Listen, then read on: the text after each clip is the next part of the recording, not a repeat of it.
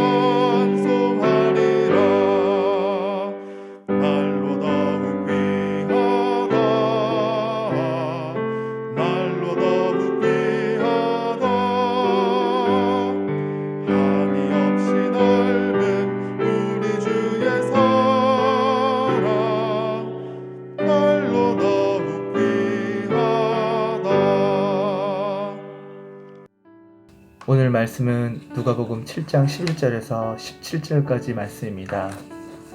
그 후에 예수께서 나인이란 성으로 가실새 제자와 많은 무리가 동행하더니 성문에 가까이 이르실 때 사람들이 한 죽은 자를 메고 나오니 이는 한 어머니의 독자요 그의 어머니는 과부라. 그 성에 많은 사람도 그와 함께 나오거늘 주께서 과부를 보시고 불쌍히 여기사 울지 말라 하시고 가까이 가서 그 관에 손을 대시니 맨 자들이 서는지라. 예수께서 이르시되 청년아 내가 내게 말하노니 일어나라 하시매 죽었던 자가 일어나 앉고 말도 하거늘 예수께서 그를 어머니에게 주시니 모든 사람이 두려워하며 하나님의 영광을 돌려 이르되 큰 선지자가 우리 가운데 일어나셨다 하고 또 하나님께서 자기 백성을 돌보셨다 하더라. 예수께 대한 이 소문은 온 유대와 사방에 두루 퍼지니라. 사랑하는 성도님들, 복된 수요일입니다. 주일에 함께 나누었던 말씀이 지금도 계속 생각납니다. 하나님의 다스림을 받는 자에게 참된 평안이 유지된다는 말씀이었죠. 다 아는 말이고 단순한 진리인데 우리의 삶 속에 그것을 유지하는 것이 쉽지 않다는 것을 느낍니다. 이 아침에 드리는 이 새벽 묵상이 하나님의 다스림 가운데 나아가는 그런 시간이 되는 것 같습니다. 말씀 앞에 나 자신을 메워두고 말씀이 나를 주장하시도록 주님께 맡기는 하루가 되기를 축복합니다. 이번에 예수님 일행은 가버나움에서 남서쪽으로 약 40km 지점에 위치한 나인성을 방문하셨습니다. 성문에 거의 도착했을 때 한 운구 행렬과 마주치게 됩니다. 죽은 자는 청년이었고 그는 한 어머니의 독자였습니다. 그리고 그녀는 과부였습니다. 사실 이 아들이 자라서 어머니를 부양해야 하는데 그 청년은 어머니의 유일한 가족이었는데 죽었던 것이죠. 이 아들은 청년이고 그러니까 결혼하지 않았을 것입니다. 성경은 인생에서 가장 큰 슬픔을 겪는 사람을 독자를 잃은 여자로 표현하고 있습니다. 독자를 이름같이 슬퍼하며 통곡할지어다. 예레미야 6장에 나오는 말씀인데 이 청년의 죽음은 너무나도 안타까운 일입니다.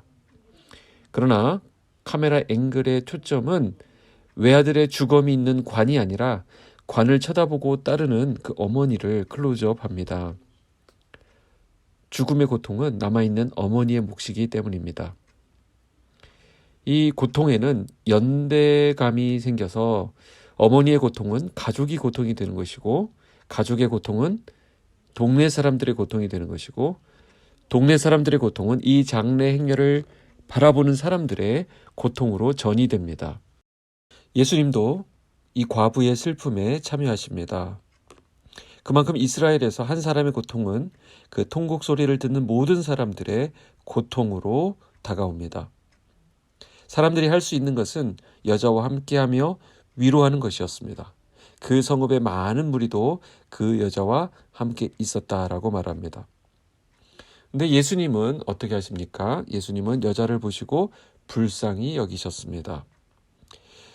여기 보면 보셨다라는 표현이 13절에 나오는데 예수님의 계획과 시선은 여자의 고통에 가 있었습니다. 예수님이 보셨다라는 것, 이것은 그 다음에 나오는 불쌍히 여기셨다라는 표현과 바로 연결이 됩니다. 긍휼은 하나님이 구원을 위해 인간의 역사에 개입하시는 이유가 됩니다. 누가는 의도적으로 예수님이 주로서 여자를 불쌍히 여기셨다라고 표현합니다. 성경에서 이스라엘의 주 하나님은 불쌍히 여기시는 하나님이십니다. 사람들이 보여준 위로는 여인과 함께하면서 우는 것이었습니다. 그러나 예수님은 울지 말라고 명령하십니다.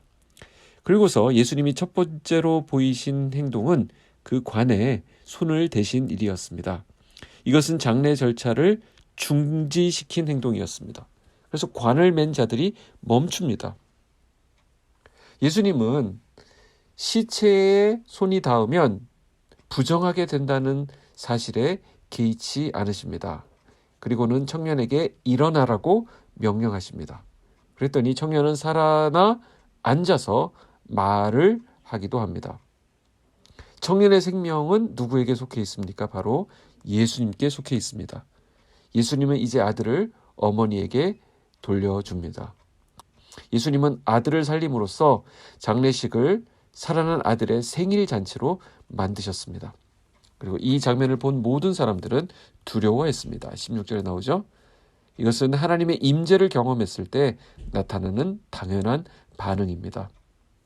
거기에 있었던 많은 사람들은 이 놀라운 기적을 보고 하나님께 영광을 돌리면서 큰 선지자가 우리 가운데 일어났다라고 기뻐합니다.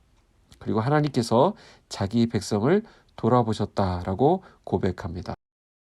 이 돌보셨다라는 말은 방문하다라는 뜻을 가지고 있습니다.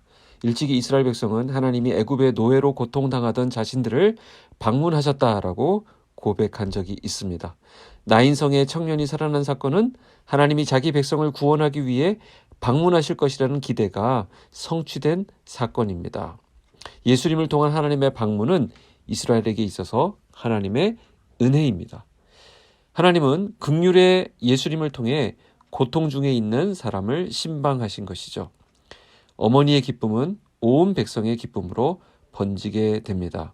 예수님은 그 관에 손을 대셨습니다. 민수기 19장 11절에서 죽은 사람이나 그의 뼈 혹은 무덤을 만질 경우 부정해진다라고 분명히 말하고 있습니다. 바로 앞에 있었던 어제 말씀에서 어땠습니까? 말씀만으로도 백부장의 죽어가는 종을 살리신 주님께서 굳이 시체가 있는 부정한 관에 손을 대신 이유가 무엇일까요? 아니, 말씀만으로도 살리실 수 있었을 텐데 말입니다. 예수님은 이 과부와 이 청년을 인격적으로 대하고 계신 것입니다. 인격적인 만남에는 말과 함께 터치가 있습니다. 죽은 외아들을 살린 이 장소가 바로 나인성인데, 나인은 성의 이름이기도 하지만 단어의 뜻은 즐거운 곳이다 라는 뜻입니다. 예수님이 이처럼 직접 그들의 아픔에 손을 대어 터치하면서 그들의 아픔을 기쁨으로 바꾸어 주셨습니다. 오늘 우리가 예배를 드리는 이유가 무엇입니까? 이렇게 말씀 묵상의 시간을 갖는 이유가 무엇입니까? 이 시간을 통하여 주님의 터치를, 주님의 만지심을 경험하기 위해서입니다. 주님이 우리를 터치해 주시면, 우리를 만져주시면, 우리의 심령을 어루만져 주시면 우리는 오늘 하루를 살아갈 수 있는 힘을 공급받게 됩니다. 우리가 죽어 있었더라도, 우리가 연약해 있을 때라도 하나님이 우리를 찾아오셔서 우리의 심령을 터치해 주시면 우리는 다시금 기쁨을 회복하게 됩니다. 새로운 능력 가운데 나아갈 수 있습니다. 하나님의 터치가 있는 그곳이 바로 나인, 즐거운 곳이 됩니다. 하나님의 만지심을 통해서 우리는 하나님의 긍휼을 맛보게 되고, 또한 우리도 그 긍휼을 베푸는 삶으로 나아갈 수 있습니다.